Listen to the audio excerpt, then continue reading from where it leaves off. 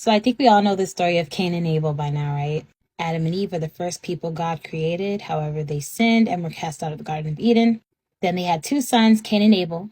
Cain was jealous of Abel, and so he killed Abel, which pissed God off. So God was like, you got to go. You're done. You're done. After Cain was cast away, however, they had another son by the name of Seth. I think it's important when we're talking about Bible history and understanding with the culture, women unfortunately were not placed at a high standard back in those days, just like where you see in many countries around the world now. So oftentimes when we're talking about genealogy in the Bible, women typically, unfortunately, do not get mentioned that much. That being said, let's get to the question. Who did Cain marry and who did Seth marry? Because clearly men cannot have sex with men in order to have children. Don't come for me. I said what I said. In my thirst for knowledge, I came across the book of Jubilees. A lot of people actually refer to this book as the Lesser Genesis, and it provides a lot of context as to what happened within that book of Genesis. So look at it as the book of Genesis is kind of a summary and the book of Jubilees dives deeper. And before some people say, oh my gosh, it's not in the Bible, it's scripturally sound. It's scripturally sound.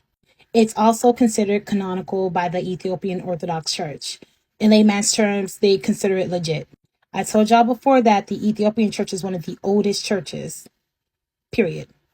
That being said, the book of Jubilees tells us how Adam and Eve actually ended up having 9 sons, even after Cain, Abel, and Seth. And they also mention 2 of their daughters.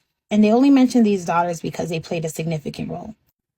And so in Jubilees chapter 4, verse 9, we learn about how when Cain was sent away as a result of killing Abel, he actually took one of his sisters, Awan, as a wife with him. And they ended up having a son, and they ended up having multiple children, actually.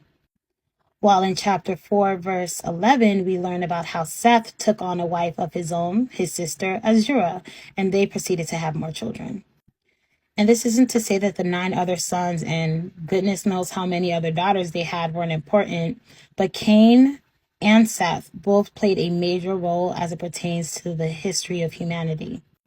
So while I understand that you made that video as a dig, I do hope that in me creating this stitch, I was able to help answer your question as well as anyone else who was kind of wondering, okay, who did Cain and Seth marry if those are the only 3 kids listed?